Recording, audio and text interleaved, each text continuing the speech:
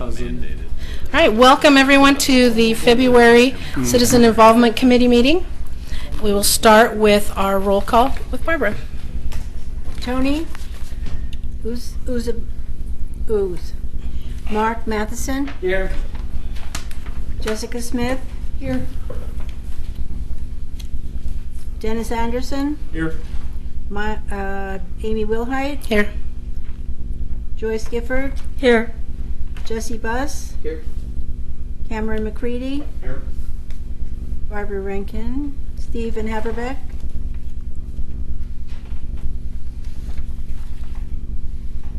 Karen Morey. Here. Paris Gwynn. Hey, Wolf. Bill McConnell. Here. Gary Fergus. Here. And Brian Boyce. All right, well, hopefully we'll have some Late later arrivals. Yeah. All right, just a little bit of housekeeping for those of you in the audience. If you would like to make a comment, just a reminder, we have comment cards in the back. If it's you want to comment on something on the agenda, you would write that in. If it's not on the agenda, you would just mark it not on the agenda, and you give that to Laura, and when it's time, then we will let you have a turn. We will make sure everybody signs in so we know who's here. For presentations, we will let the fire department come right on up. Whoever's doing it, introduce yourself and have at it. I drew the short straw. Oh, well then bring them all with you. It is actually a treat or sort of a pleasure for us to come. We love to see faces as opposed to just see the names. I feel like I want to be speaking also to our in the back too. I feel like I've got my back to you. Mm-hmm. My name is Jed Walkland, and I've been working with the fire district for a little over 25 years, and I'm currently working at the station just a couple blocks to the east here. And just to give you a couple little rundowns, I wanted to spend a few minutes with you and share 4 different items with you. And hopefully I'll just spend 1 minute on each item, so I won't spend a lot of time up here. I understand how meetings go, so I appreciate the time and allowing us to go first. We do understand that's a sacrifice for you. Very quickly, one of the highlights for us over the Christmas season was Operation Santa Claus. Just a couple of things, Operation Santa Claus by the numbers. As a fire district, we collected over 86,000 pounds of food, and we delivered those to a little over 500 different households in the fire district. And that encompasses a little bit more than 2,000 individuals that we personally touched by some sort of substance, either by food or toys, or just sharing a handshake and a hug with them. And so that came through the community, through the fire department, and then back to the community. The second thing I'd like to share with you is how to get the district newsletter.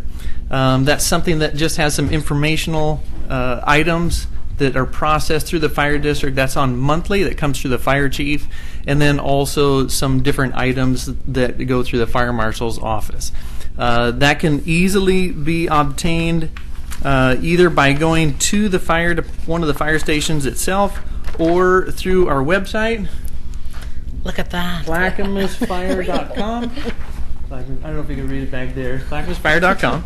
And that's all of our information from that. That's a free monthly newsletter that we put out. In addition to that, you can sign up for the Facebook page or the Twitter, which is a little bit more daily information and sort of really up to date. One of the other things that I'd like to share with you is a free application. If you happen to have a leash like me, a leash being a smartphone, if you have one of those leashes, you can sign up and download a free application. It's called Pulse Point, and you'll find that on our website also. A very, very useful tool. If you just like to know, if you hear sirens in your neighborhood and want to know what's going on or where they're at, that is up to the second of sort of where they're at, what they're doing. In addition to that, the practical aspect is if a heart attack occurs or a significant medical emergency happens in your neighborhood, it will notify you. And if you know CPR, you can get to your neighbor's house faster than I can. And so we're going to be there in less than 5 minutes. But if you're able to provide citizen CPR or hands-only CPR, that is an amazing benefit. And that really increases our life expectancy and our survival rate. And the cool thing about that is, I don't know how to do CPR. The app will show you how to do that. And I know it sounds crazy, and it's a sort of fun-fangled thing. But, if you have that, Karen, thank you very much. I have it on my own personal phone, and I have used it a couple times also. Just to give you maybe a couple little numbers, since I am just up the street, we've gotten our yearly numbers in. Just sort of some fun stuff. We typically run about 22,000 calls a day for the fire a year. Thank you. Yeah, it's a little bit busy. Yeah, so that would be for a year. This station up the street runs a little over 1,600 calls a year. So you can sort of do the math and figure out how much we do a day. As a comparison, the station that is up by the post office, up on Malala Avenue, runs a little over 2,400 calls a day, so they're a little bit busier than us. And that is all the time that I am going to steal from you. If you would like a business card that has our website on it where you can sort of get more of that information, I'll leave that if you'd like with Amy. Other than that, thank you for your time. Thank you.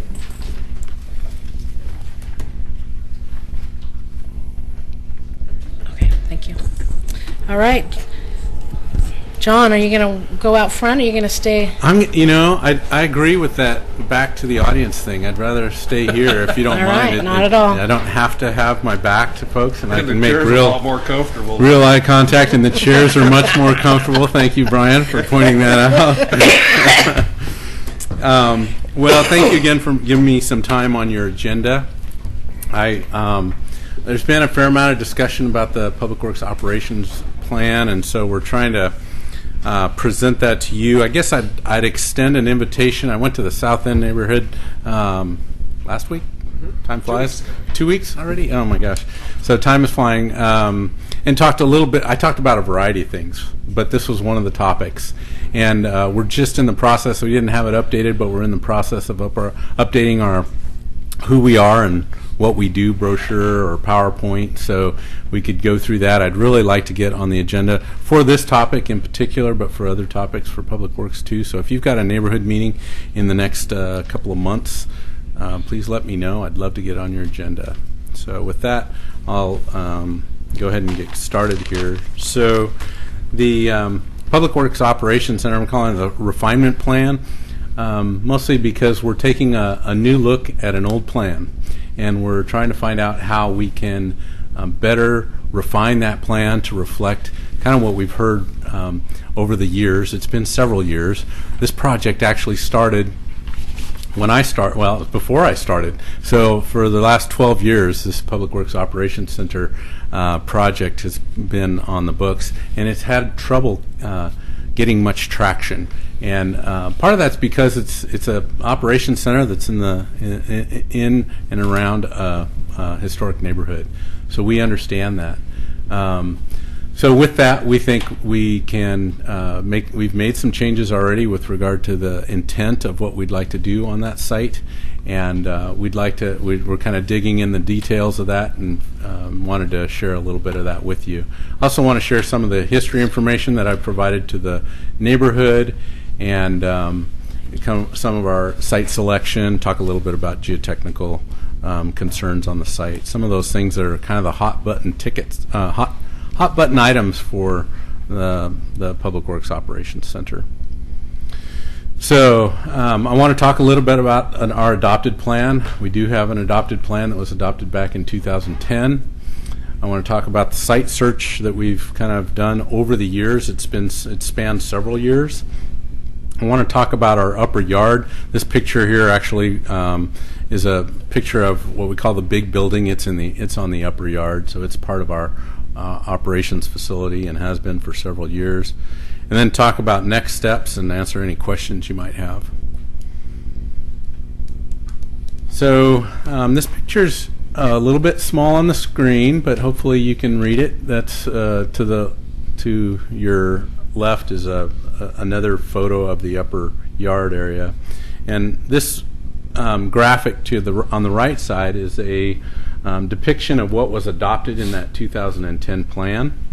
And that at that time we had focused most of our energy on moving a lot of the large truck traffic on the upper yard, putting in a lot of bin storage, no binges, bin storage on the upper yard. Definitely incorporating the armory into our plan, and one of the big issues was building a 4-story building on the what you know as our Center Street site. So this building right here was the idea was to bridge the lower yard and the upper yard through a building, and so we focused most of this on employee parking and landscaping requirements for the site, those kind of things. And then the idea was bring the vehicles like they do today. They come up the old John Adams and essentially have one-way traffic through the site. If we needed to get to the upper fleet shop, we could get to the upper fleet shop. If we needed to get some kind of gravel or asphalt or some kind of storage material that we might have in some bins, we would have that there. We had a wash rack and a fuel station, and we had more bin storage on this side. So the site, in our opinion, flows really well, but it put a lot more emphasis on the use of John Adams and truck traffic through the neighborhood. So this was a plan that included it included all of the department, which at the time was not only the operations folks, but it was the engineering folks that are in this building here now, GIS group, the code enforcement group, and then we had trolleys back then. So that was quite a bit more. And right now we're talking about scaling back and keeping the engineering group, hopefully someday in the future, one-stop shopping with planning, building, finance, and all those groups at a city hall that can hold us all.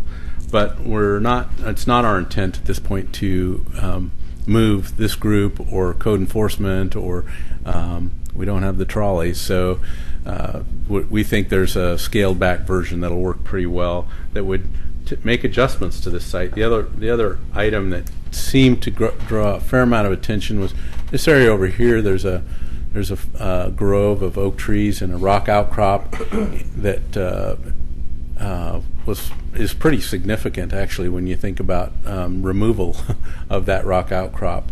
And we were proposing to do that, and we think in this new plan maybe there's a scaled back version that doesn't have that same kind of impact.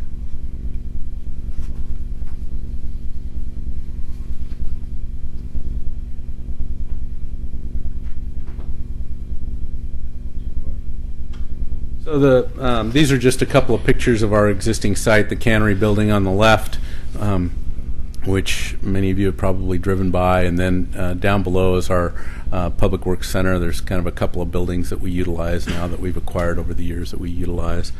And so just know that with regard to the site search, I'm going to go through some of the memorable moments, but the city's done a significant amount of research around the city to figure out if there was a different location that might make a little bit more sense than the current location. So what I call memorable moments, we City Commission adopted the Public Works Site Master Plan in 2010. We at that time there was it got politically challenged, I suppose, with the idea of implementing that plan. So at that time, the City Commission what they called call up the plan. Basically, they wouldn't agree to fund it, and so that set it on the back burner for a little while. They directed staff to work with a firm, a real estate firm, to do further research on what other sites might be available. So we were pursuing sites throughout the years. We made several property offers throughout the years, and none of those really worked out. And so in 2015, we got new direction from a new commission to go ahead and pursue the existing site and see what we can do to work with the community to scale that site back, maybe limit the truck traffic on the upper site. So that's what our intent is to do. And then we bought some a neighboring property in 2015 as well. So this was a very busy slide. I'll just say that I think there was 52 sites that we looked at. Some of them made a whole lot of sense. A lot of them didn't. This was more of a GIS search on properties that were that met the right land use and that also were sized at 4 acres or greater. And they weren't just single sites. We grouped sites as well, just to try to figure out, this was the best attempt that we could come up with as to how we might further review sites that might make some sense. We also established some site search criteria and looked at things like, obviously, the site size, whether it was available, taxable value. The second tier was things like, topography, how close was it to, our center of service area, traffic impacts, any easements, all kinds of various things. Was the site available for purchase? So we put all those sites through that same filter. A lot of this work happened in executive session with the City Commission at the time, or at least the reporting of this work went back to the City Commission in executive session. We didn't actually do the work with the City Commission. But from that, we got down to a much smaller list of sites, and we looked at pretty extensively at those sites as well. And even those, for a variety of reasons, there was not consensus on whether or not any of these sites were viable.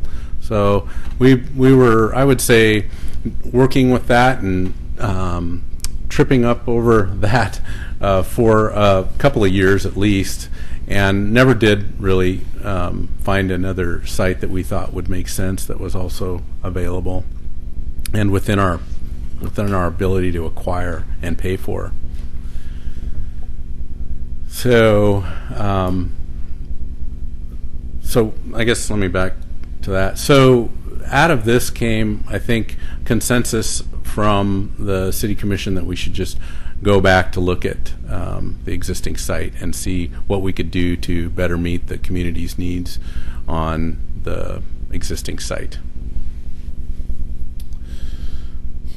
So the upper yard, this is another concern that came up, and we've been talking about it. If you've missed the conversation, it's been a good one. I would say the question is whether or not our existing upper yard is part of Waterboard Park.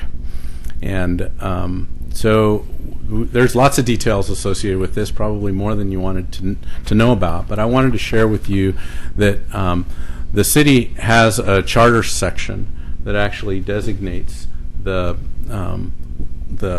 upper yard as not part of Waterboard Park.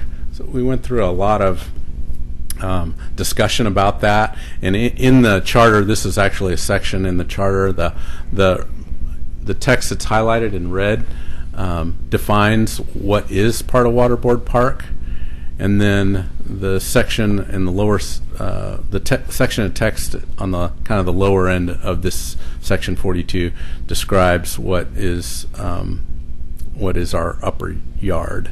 So that was one piece of information that took a lot of clarification and a lot of discussion at the City Commission level, and we were able to reach consensus at the City Commission that there was definitely a difference between the upper yard and Waterboard Park. A little bit more information, just some of the uses over the years. We've got a long history of use since that property was acquired, And I'm not going to talk through every one of these, but over the years, the city has been able to not only have that property designated in the charter, which happened here in 1970, but all the various acquisitions that occurred along the timelines from early 1900s. And then, of course, we've continued to use it and acquired additional parcels over the years, several of which have been acquired since I've been here as well. So the conclusions of the recent conversation about this question of whether or not the upper yard is part of Waterboard Park, the determination was Waterboard Park includes 21.4 acres of natural area. That's what's highlighted in green. And then it excludes 4.56 acres of Public Works yard area and 2.19 acres of the Armory property. So both the upper yard and the Armory property were excluded. I don't think I made that clear before, but the Armory is also excluded from the Waterboard Park. So past a couple other conclusions that were made. The past use of property acquisitions favor our current use.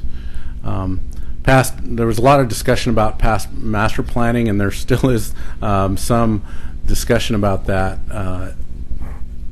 question of parks master planning. But the commission made the determination that past master planning does not support consequential change in designation of the Public Works upper yard and lower yards as an appendage to Waterboard Park. And that's the same for land use planning decisions as well. And then the City Commission adopted Resolution 1529, which we think affirms in more detail the city's intent and decision to confirm that the upper yard is not a part of Waterboard Park. And the other thing I wanted to touch on a little bit was geologic hazards in the in Waterboard Park, because that's been a concern for the community for a while. We know that geology quite well, as we have incidents like this. I don't know if you've walked the park lately, but these boulders aren't on the pathway anymore, but they were at one time on the pathway. So once in a while there are rock falls along there, and there's certain areas where that in Waterboard Park where that type of concern, rockfall hazards, are prominent. Some of the geologic formations are weaker in some areas than others. But the area above the upper yard, what we've heard from several geologists is that that part of Waterboard Park is very much a substantial accumulation of Columbia River basalt. And I mentioned the three because I think it's important that over the years we've talked to several geologists, and we've had good field walks with them.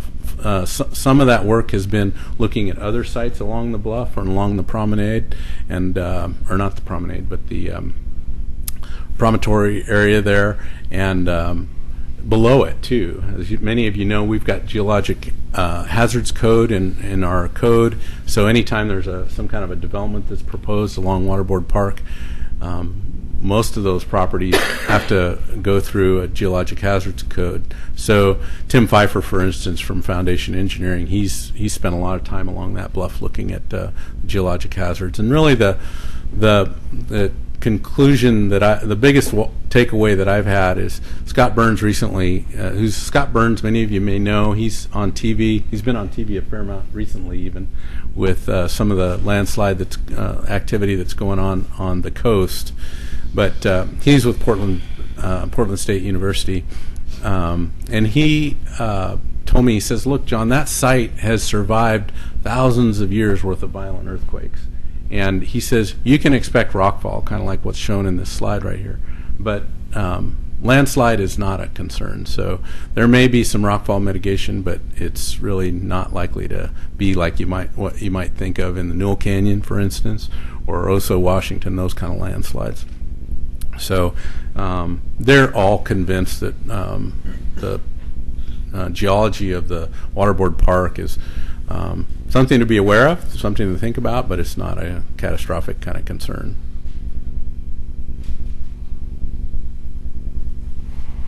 So this is a little hard for I think everybody to read, but I just wanted to share. We've kind of, just because of some of the community discussion that's going on with regard to really that Waterboard Park issue, we've kind of pushed our schedule out, but we hired the firm Adeka, and they've been the architect who's been helping us over the years with the Public Works Master Plan. They were heavily involved in the adoption of the 2010 plan. We've brought them back in to take this new look at or refinement of the old plan. So they've put together the schedule, which includes a fair amount of community involvement. Right now, the only thing that's really kind of happened is they have met our architect and Libby Barg with Barney Worth. She's kind of helping us with our making sure we're doing a good job of listening to the neighbors. And so they've had several backyard meetings with individual property owners. And again, we wanted to give the CIC an update, met with the South End neighborhood. I'd like to meet with other neighborhoods as well, and just continue to share the message that we're wanting to move forward with the plan, and do that in a collaborative way. And so, anyway, our hope is to maybe be through to a final decision by July of this year. With that, I'll take any questions you might have. Or not. Question, please. Cameron? Mr. Lewis, it's my understanding that you did locate several properties that would have qualified during your site selection. And I believe that at the McLaughlin neighborhood meeting, we were going through in detail the discussion about site selection, that you had said that there were a couple of sites that would have worked just fine. Yeah, that's true. There are sites around town that, not many, but there's a couple of nice sites in town. They're not available for sale, but Has there been any discussion about exercising eminent domain to acquire some of this land? I think we did have those conversations in executive session. Not recently, Cameron, not recently, but I think the city commission was having trouble with viable sites that have businesses on them that have uses that were good uses being condemned. And I think my recollection is our attorney provided some pretty good guidance on how successful we would be with that eminent domain. It's not like it used to be, especially for this kind of use, and especially when we've got a site that's determined to have possibility for that it could be used at its current site. The matrix that you applied to eliminate these properties from the list, if you had run the current site through that filter, would have qualified? I think so. Yes. Thank you. Joyce, did you have a question? I do. So the plan that we saw, you said that could possibly be scaled back. You don't have any kind of idea of what that scaling back would be at this point, because it needs to go through a whole process. Is there still plans on putting in the 3-story building with the connection to the upper yard? So I have ideas. We're working through. We want to work through that process. We want to make sure we're not circumventing some of the input that we would hear from the neighbors and the community at large. And the original plan was for a 4-story building. Okay, right. So looking at a shorter building or a 2 or 3-story building is definitely something that we're considering. We still want to be able to get to the upper yard, so maybe we'll have our second municipal elevator. I'm not quite sure how that's going to work, but yeah, we're thinking along those terms. Okay, and so the picture I'm seeing right now of the current site, which I know is woefully inadequate, and you guys need to be out of that building and definitely want to see that move forward, whether at this location or wherever it needs to be. So is this where the parking lot is going to be then after, because these buildings are going to be coming down at some point? The or- buildings will definitely be coming down. I mean, again, I've got my own ideas, but we haven't settled on any of that. We haven't even met with the architect to figure out his ideas. So All right, so it's still just all in some big jumbled we know basket. we know more about what our needs are, as opposed to how to fulfill the needs on this site. Okay, so no trolley barn. That's what I heard. No trolley barn. Thank you. All right. Well, thank you very much for giving me time. Thank you. Did you have other things you wanted to talk about? Laura your handed update? out the moratorium updated flyer. So we're taking to the City Commission a decision to update our moratorium in the next couple of meetings. I can't remember which meeting, but all the moratorium areas below the hospital, that work is, there we go.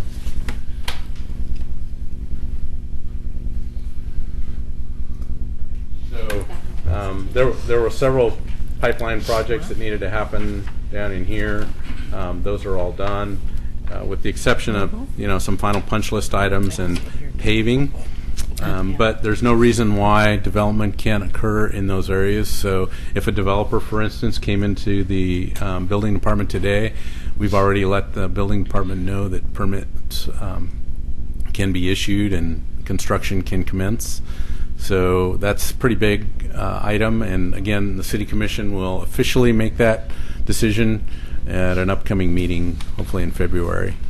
What's left is the Lynn Avenue North and South. That most of that work has to occur along Lynn Avenue near Pearl Street, both on the uphill and downhill side of Pearl Street.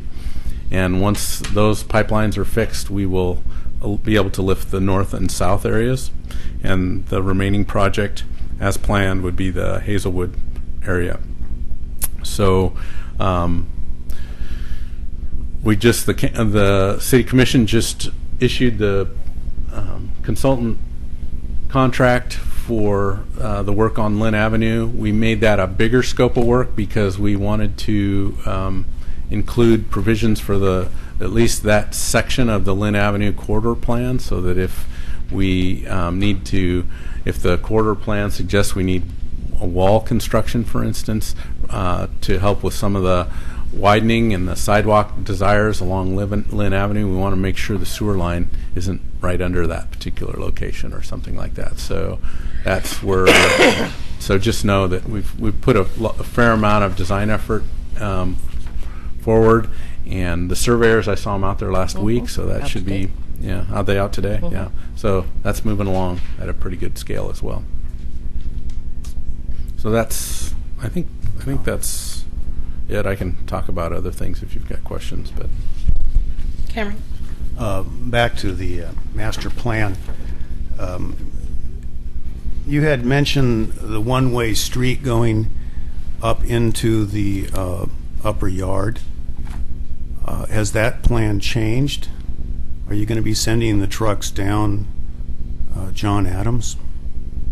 We haven't made any changes yet, right? Well, that's part of the kind of the analysis that we need to look at with our needs. Is there a traffic study available? There is traffic study available, but not with. We haven't done anything new since the last plan. Yeah, so that we haven't. For instance, this work with DECA doesn't have a traffic consultant scope associated with it. If I may, one more question. Someday having a one-stop shop, that's still part of something that you'd like to see. Does the current master plan have a shelf life? Last I saw, it was 15 years. Well, we've talked about that because that's been pretty important for the City Commission to see that we don't just go through all this process and all this change and end up with a shelf life of a building for 15, 20 years. We're committing to the City Commission to look at something much greater than that, more along the lines of a 50-year plan. So that's our intent. Thank you. Any other Public Works questions for John? All right, thank you. Yep. Okay, public comments for items not on the agenda. Welcome back, Bob LaSalle. Come on up. Mr. Face.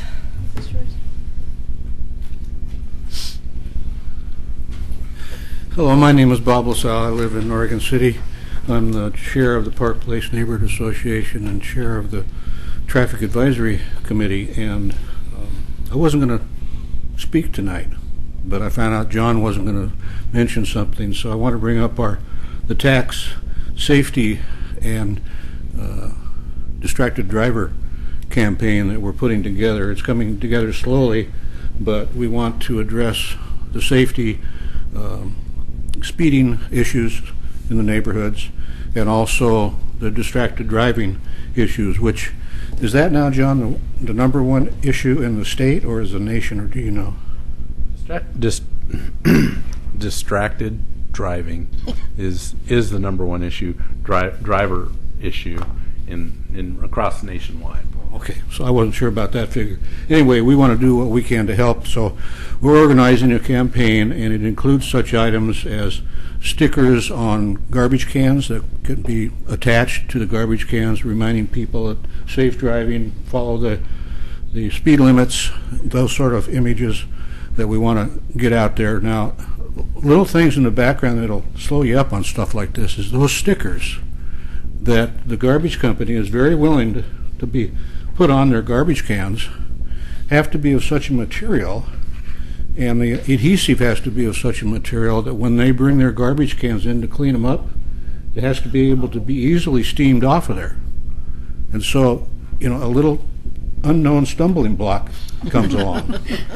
And then we had one of our staff members, an officer in the police department, that is very good at artistic renditions, so he's put together several different poster kind of things that we'll have on those garbage cans.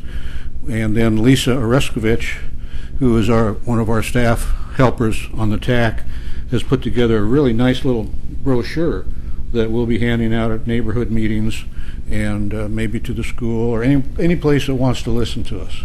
We want to have this coming from the neighborhoods, not from the city. We don't want it coming from Public Works. We want it to be coming from your neighborhoods. So I, for one, when we get these printed up, will be visiting your neighborhood association meetings, PTA meetings, all those kind of things so we can get the message out. So I just want to let you know that right now we're trying to get to the point where we can get those garbage can stickers made up, and we're going to use the McLaughlin Neighborhood Association area as our trial area because we don't want to have a bunch of stuff made up and then find out it's not going to work. We spent all that money and it's gone to waste. So they're kind of our guinea pig, and they're willing guinea pigs though. So, and then we'll see how all these different things come together and are actually working. So anyway, that's where we are. Any questions? Any TAC questions for Bob while he's here? Thank you. Okay, thank you. Any other comments that you've received, cards? Okay. Moving down to the public involvement plan process overview. Laura. Thank you very much. So as part of our adopted 2015 to 2017 goals, we identified that we wanted to create a public involvement plan. Last time we were here, we talked about what our priorities were for this year and next, and identified that our number one priority was to create a public involvement plan. So here we are. As we start this process, we need a little bit of guidance from the committee on how we want to start to create this plan. We were hoping to get assistance from the Portland State University Masters of Urban and Regional Planning team, but unfortunately we have not been chosen as one of their projects. So you will have the supportive staff and all the smart people in the room to help us out, as well as the public. So that means that we're a little bit on our own. So in general, I'm starting to sort of articulate how we want to move forward, and I'm working with your committee to do so. But there's some questions that we need to answer first. one of the biggest questions is, do we want to work on this as a group with all of us and go through section by section, meeting by meeting, or do you want a subcommittee to work on it? Whoever we decide, you are the people who are doing the research. You are the people who are writing this document. I will help sort of coordinate some efforts, but you guys get to create the document and sort of own that document. So that means that there's a lot of work involved. So, question number 1, is this a group project or a committee project? So I would suggest that we just take a quick vote, just to raise our hands. A, if you want to do a committee, B, if you want to do all of us. I think that'd be the fastest way. Think? All right, A. A is we're going to form a subcommittee to meet and get going on our public involvement plan. If you would vote for a subcommittee, raise your hand. 5. Okay. 6. And we're clarifying that everyone can vote, voting members, not Yeah, voting this is members. anybody. This is just us right here. 7. Let Brian vote. 7. Okay. If you want the CIC to do it as a whole, then raise your hand. 1, 2, 3, 4. Okay. We don't have to have a majority, do we? Your 2/3. plan, You have whatever the you guys wanna do. inclination, I so. don't think you can have a majority on your vote. Either or. It's not a vote. Oh yeah, we're not voting. We're just getting opinion. All right, subcommittee it is. Okay, question number 2. What does that look like? Who wants to be How on many it? people and who wants to be on it? Or how do you want to decide? If you're interested in being on the committee, raise your hand. Steve? Vote for people who aren't here. No. If they would like to let us know, then that. What? This isn't a grievance committee. Yeah. It could be. Good transition. All right, Steve That's Steve and Jesse. and Jesse, myself, and Barbara and Karen as the executive committee, I think should be on it. What do you think, Barbara and Karen? I think I just got volunteered. Okay. So we'll start with that. If anybody else wants to join in, they can. And do you want to, at the next meeting, go over the framework as a group and have the whole CIC decide on how we proceed and have the subcommittee proceed? Or do you want the subcommittee to sort of work through it? Some of the beginning meetings I think would be good for the whole group, because what we need to start, so step 1 is to articulate what the benefits are of neighborhood associations and the CIC. So we know we want more public participation, but we have to figure out what it is we're telling people to participate in and what the value of our meetings are. I think the subcommittee can come up with with a good feel if people have input they want to put, and then we can present it to the CIC to agree on it. But I think if we all just sit here trying to come up with something, we're all going to be a deer in the headlights, All right. as we've seen lately. Because it's, All right. And one of you guys recorded all the subcommittee members?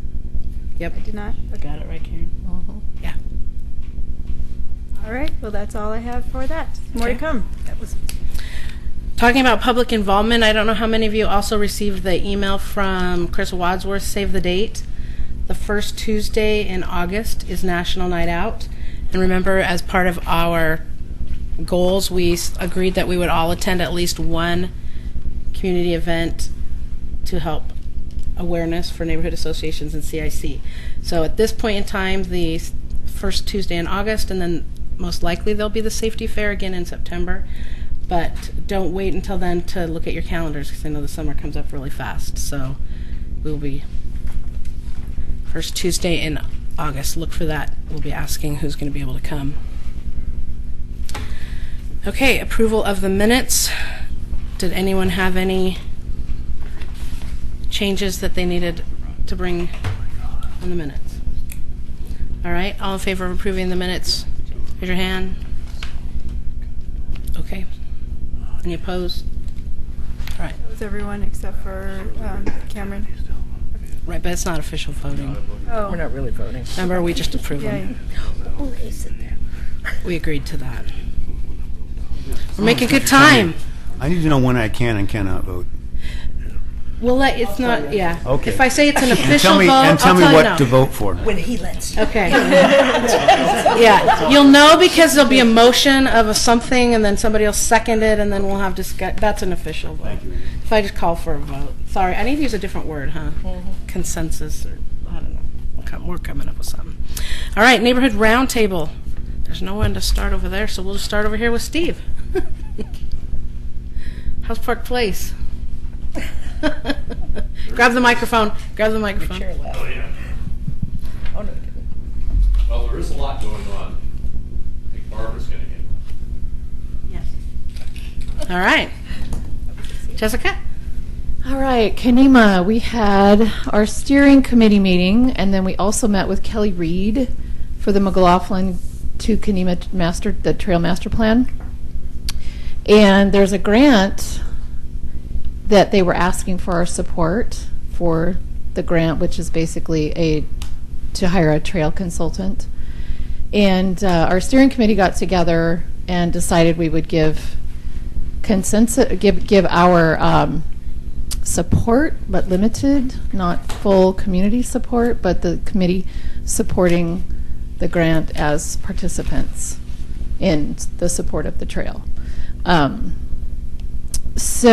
And also on the 3rd, we're meeting with Metro about the Kenema Children's Park parking, which any nice day, I counted the other day, there were 11 cars up there. So this summer is going to be really interesting. So our steering committee is going to meet on Wednesday for that. And then we have our general meeting on the 18th. So that's pretty much it for now. Okay, that's great. Dennis? All right, Cameron? Let's go, Jesse. Pressure's on. Mark? Yeah. You can't pass it to Tony. Yeah. We had our January meeting was good. We had a double turnout. The postcard format seemed to be working. We were trying to put more of an outline, of an agenda outline on it, so it was good. We're all getting ready to do an event in the spring and in the summer. We added another member at large, Gary Avery, and we have a steering committee meeting in February, and we're going to be updating our bylaws and dealing with the events and the picnic and hopefully elections in October. That's pretty much it. Great. All right, Jesse. All right. Our last meeting was a general meeting, January 7th. Our next one, I believe, is a steering committee meeting. That's this Thursday. And last time we talked about a bunch of stuff. I'll just hit some highlights. I'd already brought up the Livability Conference at the CIC several times. That is, I still think, in outline development phase. I don't think we're ready to really present there. So stop asking me questions about it. No, really, it's fine. It's just not ready yet. We had an update from Sergeant Justin Young at OCPD, who's our neighborhood liaison, and he's doing a great job. And You stole from Gaffney just to... Did we? Yeah. Oh, well, your loss. So we had 2 coming, so we were willing to... You had 2 officers coming? Yeah, so he released one. Well, thank you. We knew he would do well. We talked about the tree cutting issue in Waterboard Park, which there's actually an article that just came out today about that, which will be in the print version tomorrow. So I encourage people to read that. It's very interesting. That's on the southwest side of Waterboard Park, where a bunch of trees were cut down by a private property owner. The Land Use Board of Appeals appeal from the Neighborhood Association still continues. Don't have an answer on that yet, of course. And we also talked with Christina Robertson Gardner about the McLaughlin to Kenema Trail, and we voted to support that. And it was a very good presentation. That's all. Great. Gary? I'll defer to Bill. Bill! Well, we had our January meeting 2 weeks ago, Thursday, and John was gracious enough to come and speak to us.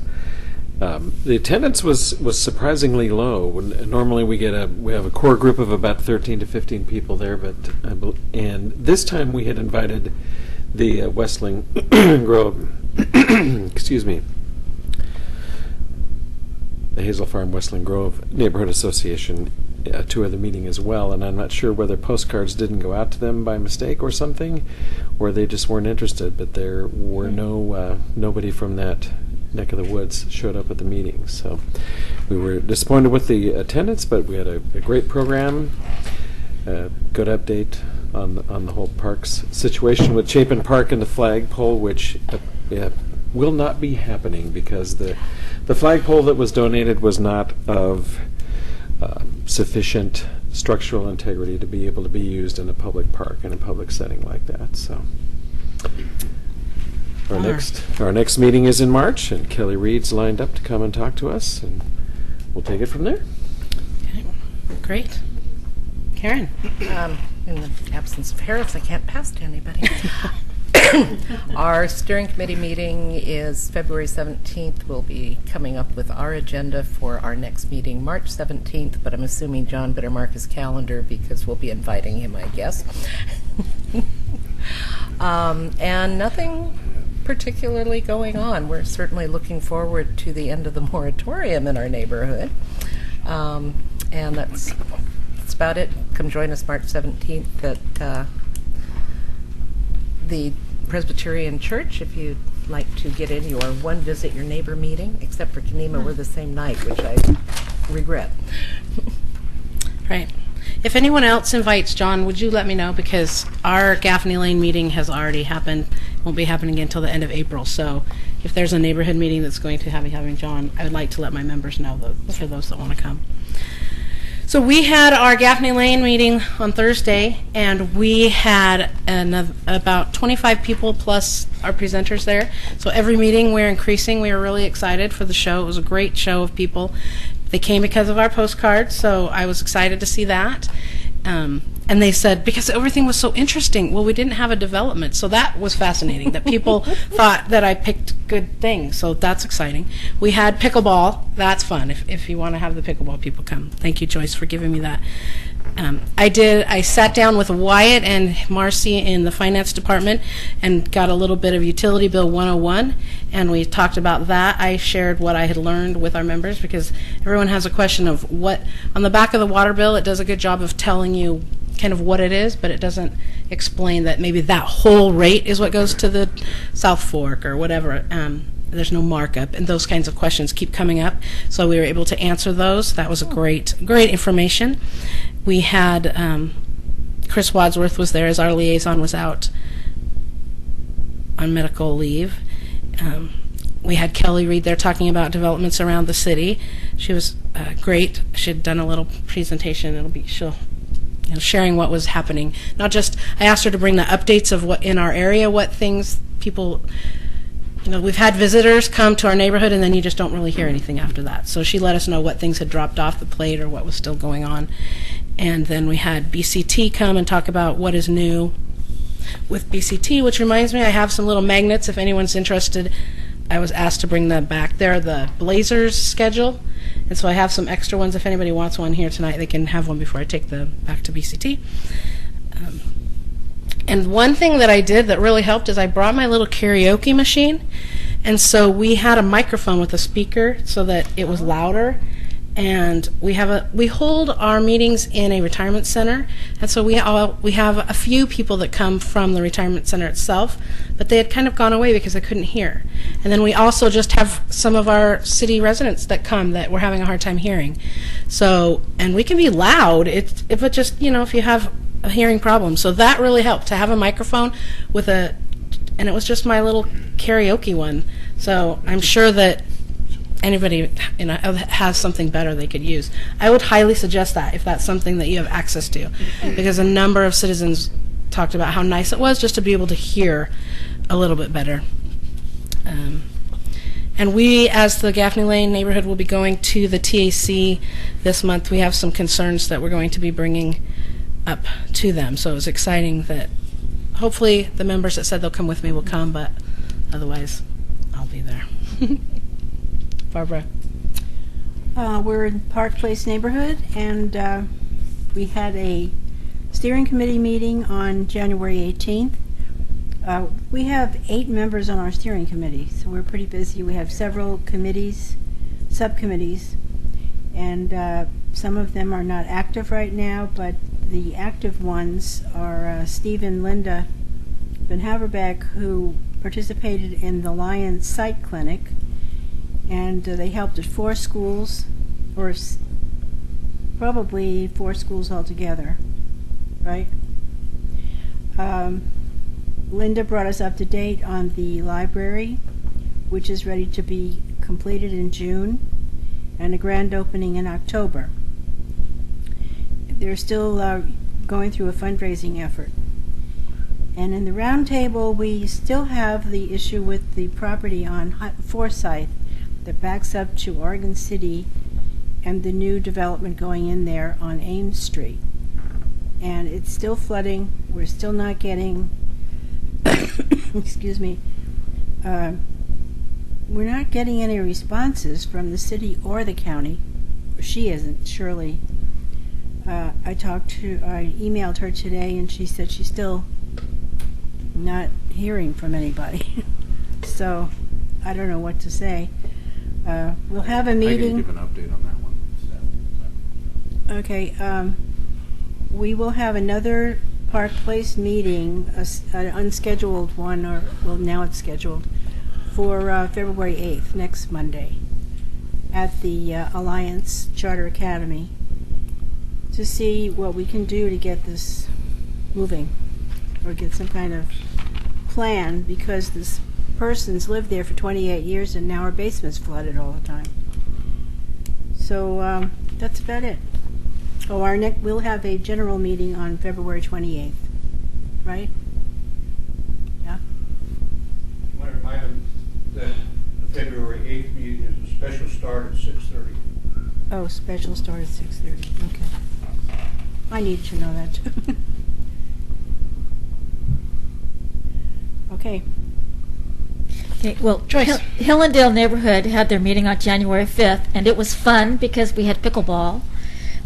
They brought their equipment and showed us what pickleball is like, and the pickleball courts are in Hillendale Park. So, so that was a lot of fun. We also had the fire department come in, similar update as to what they gave us tonight, and our officer, Spencer Rohde, spent over an hour giving us a report on what the police department does here in Oregon City, and specifically what it's been doing in our neighborhood. It was a great in-depth report. We had asked him for something a little more in-depth, and so we got it. But it was a great. The best thing about our last event is because we invited Tower Vista, and the postcards went out, and half of the people there were from Tower Vista, and there are a couple of names that are interested in participating more from Tower Vista. So that was pretty exciting for us to have that come in. Our steering committee meeting will be tomorrow night, and that tomorrow we are meeting at the Wild Hare. Wait. That's not Mexican. No, but it's a new. This is new. It's Wait a a minute. new restaurant in the Hillendale neighborhood, and so we're just going to have to keep moving around. Okay. That's what we do. And I want to thank everybody that came and participated at the band slide event on Saturday down at the Trails End Saloon. I don't know how much money they raised, but we appreciate all that. The landslide, of course, is in the Hillendale neighborhood, and even though the people are out of their apartments and the Red Cross is left, there are still people having to share housing with friends and family because they have no affordable housing here in Oregon City. So, just because it looks like the event is over, it's not over. And something's going to have to happen with those buildings, whether they're going to be able to be shored up or torn down and salvaged, or whatever is going to happen. I know it's the property owner's responsibility for that. But just remember, there are still people needing housing here in Oregon City. All right. City business. John, you want to start off? Okay, so one update I was supposed to give that I forgot to give was the Waterboard Park tree cutting, and there was a question about whether or not the city was going to be replanting, I think was the question. And at this time, what I can tell you is that our code enforcement has enforced on the property owner who did the cutting, and there's a significant fine. I think I heard $225,000 worth of tree value there that they were being cited for. So it's not the if you live along the bluff there, just know that Waterboard Park is city property and it's not your tree trimming to be trimmed. So at this point, I talked to Scott Archer. He wasn't sure what the mitigation plan would be, but we'd expect a decision that would favor the city on that, whether it would be the full amount or something less than that, and determination on how they're going to utilize that. My sense is, a lot of that would be in the park. So, I just stay confident there that your city's going to do right in the park area. We see it as a valuable piece of property as well, and trees are very important to the city. So, with regard to the Forsyth flooding, I have actually responded to this concern personally through email and talked to the property owner there. So I think you got copied on that email as well, Barbara. So that email went out. I think that email came in to the city on a Thursday or Friday, and I responded to it not much later than that. And then I told her we'd be looking into it this week, which we have been. I've actually been on site as well, not on her site, because I just wanted to get up there to take a look at it. But you're right, that whole area around Ames Street does have a lot of soils that don't absorb much water. So even the Holcomb School, I was just amazed. I was out in their field, and it's just, inch of water. It seems like it's covered in water. So it's our intent to meet with both property owners down there, the Sears property owner and can't remember the woman's name. Shirley Patton. Patton, yeah. So we are working on that. We've been very responsive. So check into that. I just, I think we can't just always just drop everything and run on a stormwater concern, especially one like that that's going to take a little bit of research for us. Okay. Commissioner Shaw, did you have? Yeah, and to get to Joyce's subject there, we just, Commissioner Mildenberg and I just spent 3 hours this morning at the Metro Affordable Housing Summit. And just coincidentally that you brought that up, and I think what really brought it home to me is that, John and I and Tony and others were deeply involved with the landslide issue and having to try to relocate 51 families like that. So it's, and knowing that the Clackamas County Housing Authority already had a waiting list before this, it's a real challenge, and it's on our radar. So we'll keep you abreast of that. The other thing is for our folks over in South End there, John, didn't we have a over here poll? Excuse me, Tony, we're trying to get through. Didn't we have an extra poll that we gave to South Fork Water? It was a light pole that we converted to a flag pole, wasn't it? I haven't actually seen it. I do remember that. I remember there was something so we about might that. look into that for these folks. We might see if we have another one. There was a pole that you had laying around that you replaced with new stuff or something, The request. I don't remember the solution. Yeah, it worked out great. So we'll find that out for you, and there we may have a solution for you. So okay. If you want to see it, go up to South Fork Water. It's on Holmes or Hunter Street in Park Place, and it's all lit up, got flag on and everything. Okay. Hey, one other real quick thing on the landslide. So Friday I was on site, and there's been more ground movement that is actually, most of you probably don't know the site well enough to know this, but there was a row of garages that were really between the Berry Hill apartments, which are up on the top, and the Forest Edge apartments, which are down at the bottom. And I would say 30 feet by, 40 feet land mass just moved down on top or on the back side of those and pushed those garages over further. And it's I hadn't been there in about 10 days, so the amount of ground movement that had occurred in that site in 10 days was significant. So, I think that site's an ongoing, dilemma. So we'll keep working with that. And I know property owners are starting to think about solutions there, but we also Martin Montalvo, who works as the operations manager, met with FEMA on.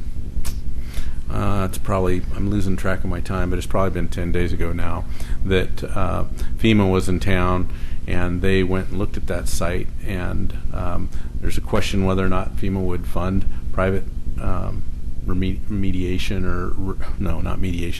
remediation of that site. So the theory that we have is it'd be great if we could get FEMA to pay for some demolition of those buildings and then have the property donated as either additional metro land or city land. So that's kind of a goal we'd like to have. With no guarantees from FEMA, but we spend a lot of time with them, and I think we're looking to with the other projects. We had a couple projects in Kenema, or actually the Kenema channel where the storm drain kind of got blown out down near 3rd, and then the small slide that happened up at Holcomb as you cross Redland Road and go up the hill there's a small slide there, and then just our internal costs.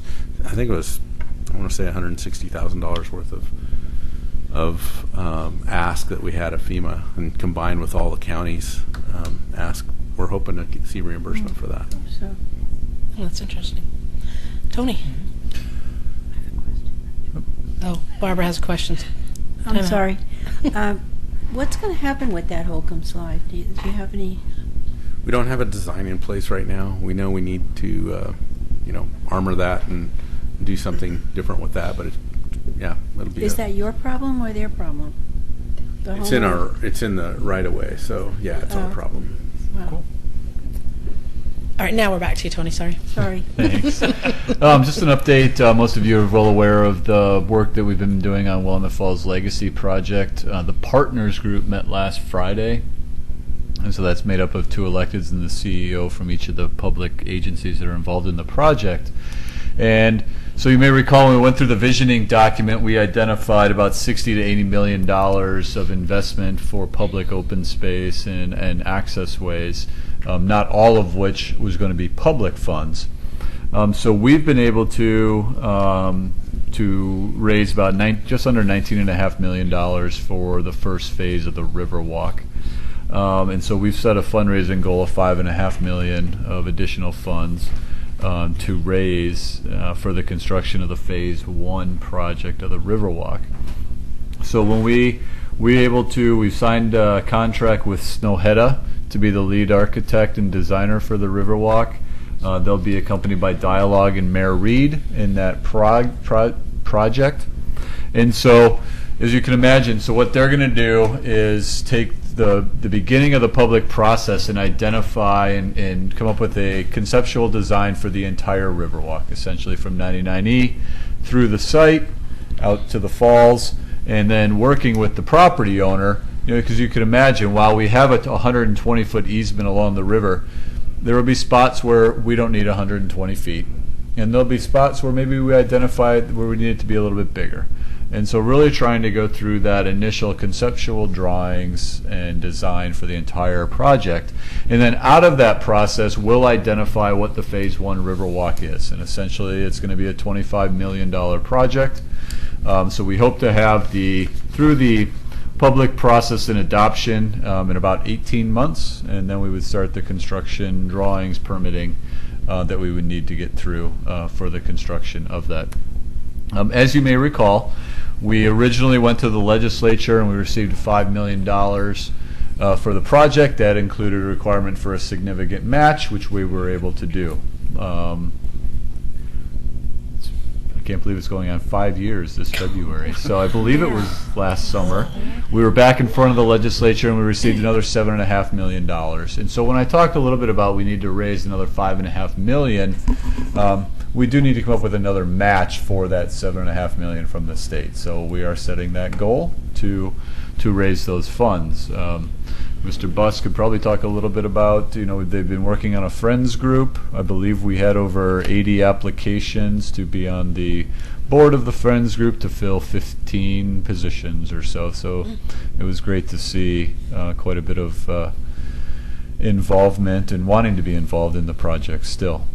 So we, at the Partners group on Friday, essentially what they did was they approved the template, the draft intergovernmental agreement. So if you could imagine, we're pulling monetary and staff resources from 4 different public agencies. And so what we've done with the IGA is set up a decision-making process, identifying who will be responsible in what roles and how decision-making will happen, especially if there are disagreements. So essentially it's a consensus-based model. If at the working group levels there isn't consensus, it gets brought up to the TAC level, the Technical Advisory Committee. If it's not consensus there, it can be brought up to the partners. So it really does identify how we're going to make decisions on this project. And then they also approved the preliminary budget for the next 18 months for the Riverwalk, which is the $25 million. And concurrently with that, you may recall we did receive a community planning and development grant from Metro for $550,000. That was matched by $450,000 from the property owner, an additional $50,000 from Oregon City and Clackamas County, and that's going to be focusing on the private side. So we'll have the Riverwalk, and then we'll have the private side work going on, looking at infrastructure, market feasibility, transportation, parking, transportation in downtown. And we really want to make sure that those run as concurrently as possible. And as we're going through the process, there'll be points where we stop and check in with one another. Because as you can imagine, any decision you make on the design of the Riverwalk impacts the private property and vice versa.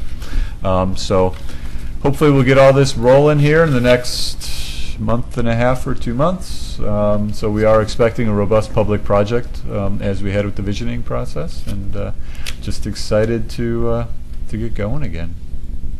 Great. Thank you. Laura. All right. Thank you very much. So a couple of updates for you. We sent out the agenda for this month, and as you noticed on the last part of the agenda, there were the meetings for 2016. So again, if there's any changes to any of these meetings, please let me know. Or if there's something you want me to add, please do so as well.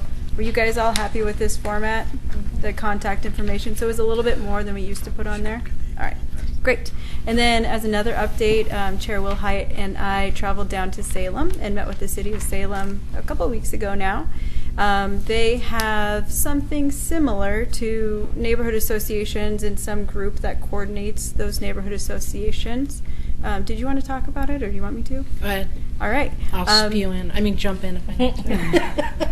Well, it made me feel good about our CIC, I agree. actually. I agree. Lots of parts about it made me feel good. One is the organization of each neighborhood association themselves, and then also with our CIC and the ability to meet monthly and sort of talk about issues each month as they come up.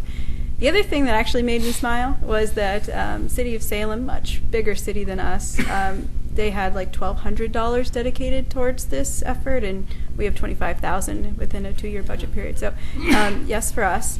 So we have resources to do things with. There's more to come on that front.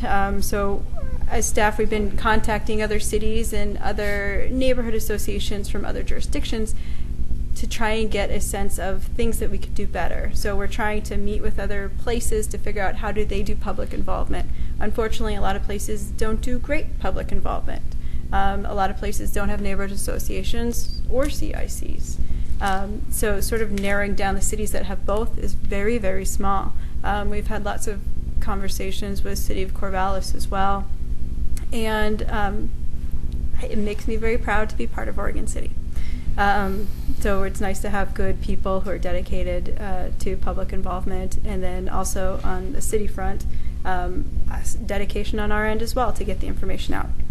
So moving on, staffing in the planning division. The planning division is hiring for a assistant planner and a full-time assistant planner and a half-time planner to backfill a couple of positions so they can work on the Willamette Falls Legacy project. We did hire the assistant planner today. Her name is Diliana Vasilieva, and she'll be starting in 3 weeks, so we're still working on the planner position. So we're excited about that. Next is, I've joined the Regional Neighborhood Coordinators Group, which is a group of more than 30 cities in Oregon and Washington. And a lot of those groups have insight on how we can better provide information to the public, whether they have neighborhood associations or not. It's sort of an outreach. So we have an online community that could be useful for us as we move through our public engagement plan.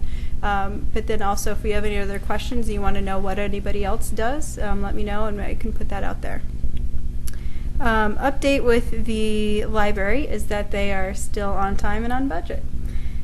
They have also just hired a youth services librarian who started this week. And next, sorry, this thing had to come back down again. I wanted to give you updates for the planning division. So we just finished our statistics for 2015. We've included them in the agenda item, or in the agenda packet. And we wanted to go over them. In general, there's a lot of statistics in here, but some important takeaways are that we're staying busy. And we're staying about as busy as we were last year. 1 second. It worked out much better on the computer before. While you're doing that, I have to tell Commissioner Shaw one of the funny things we found in Salem. Their commissioners are assigned neighborhood associations. And so they had, I believe it was 8 commissioners. And so they took the area and divided it. And I thought, wow, aren't we lucky that he can just come here to the CIC? Yeah, you are. It's wonderful. Let alone, can you imagine? So that made me feel good. And they do have dedicated staff for some of their citizen involvement. So some of the funds that while we give to the neighborhoods, I think their use of those funds goes directly to that staff. But it was interesting looking at the differences. I really felt good about some of the things that we could do.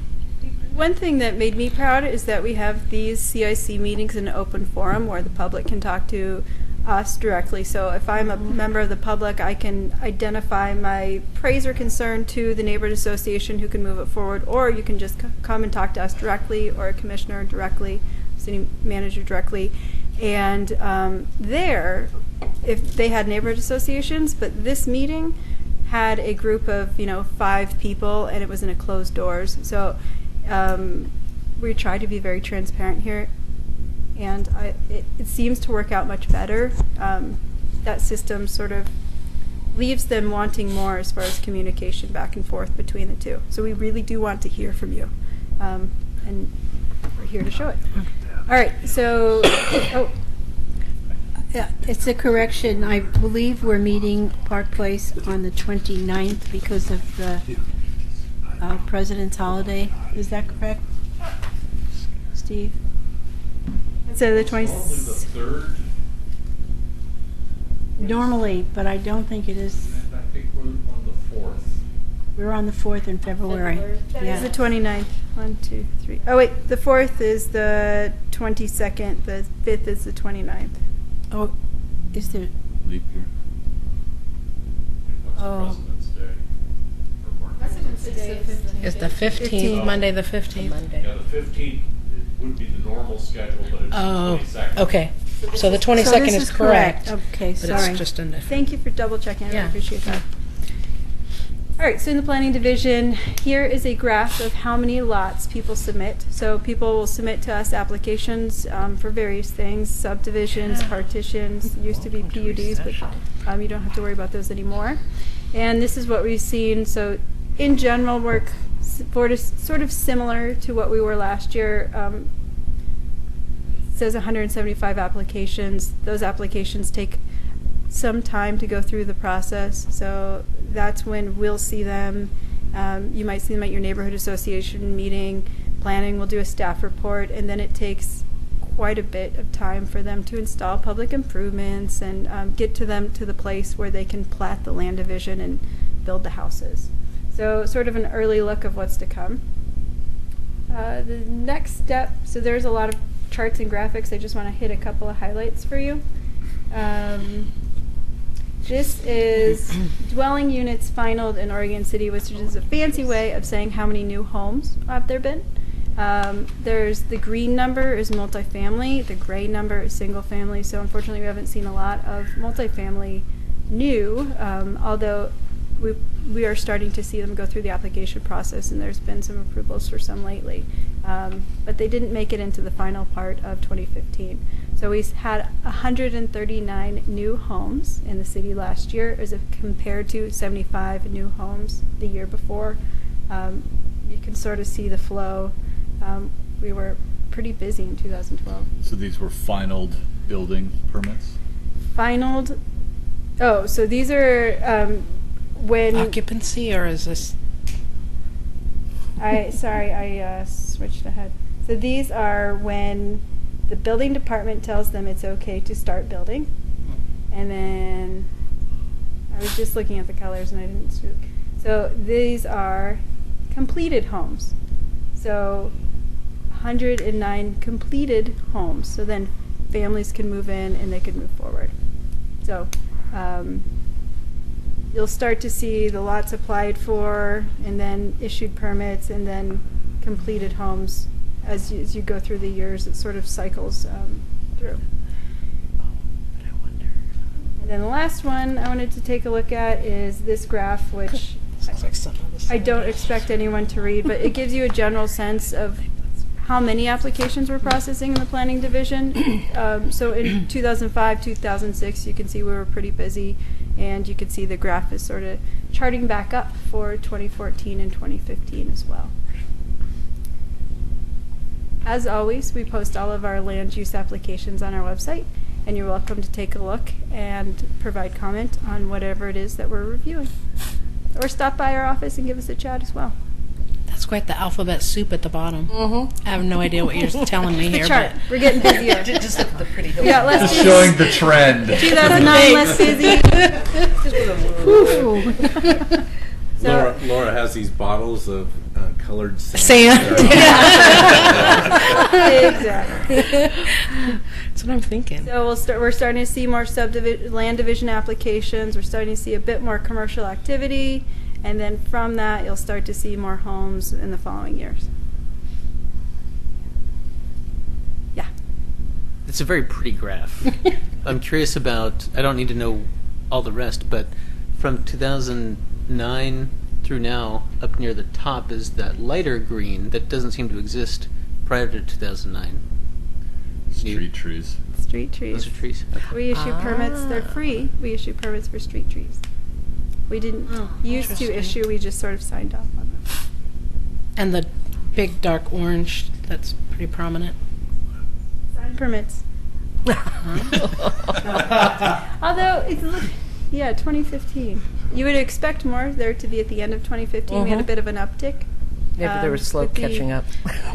Interesting, there was a huge in 2005. So as you know, we adopted our sign code in 2015, so there was a lot of enforcement, and a lot of people complied without going through the process or removed illegal signs on their own, which we are proud to work with them on that partnership. All right, so those are all our statistics. Cool. And that is all I have. All right, anybody have any last minute add-ons? Steve? So one thing that I wanted to note was on April 23rd, City Cleanup Day, 9 a.m. at Clackamas Park. April 23rd? Yeah. Okay. Jesse? This is not relevant, so I apologize, but I just noticed in the paper the other day there was another article, and this time they seemed serious about moving the Clackamas County Courthouse off of Main Street, And I was curious if the city had been talking about that and the effect it will have on Main Street businesses and all that. If anyone can speak to that, I'd be curious. We have not had anything more than just preliminary discussions. I think the county's trying to figure out how the timing of it, if it is possible, and how they're going to pay for the half of the improvement of the building that they would need to come up with in order to get the other half from the state legislature. But part of the preliminary discussion was, how can we lay out a timeline and a calendar to make sure that we have an understanding of when it's going to happen and how we can ease that transition for new uses. There'll be several buildings down there, potentially relocating the uses up to on top of the hill. All right, Cameron? Just a couple of housing stats, because it kind of addresses, or at least shines a light on the need for affordable housing and the need for more housing in this area. And the Canby, Oregon City area home equity over a year ago has risen 11%. And in the McLaughlin neighborhood, I just ran the numbers this morning. The McLaughlin neighborhood over just a 1 year period has seen an increase in equity of 19.23%. That's a significant increase in cost for housing. A part of that is being driven by there's so few houses available on the market. So it's an issue, and homelessness is going to be a big issue too. So hope we can do something about that. All right, with that, we are adjourned. Thanks.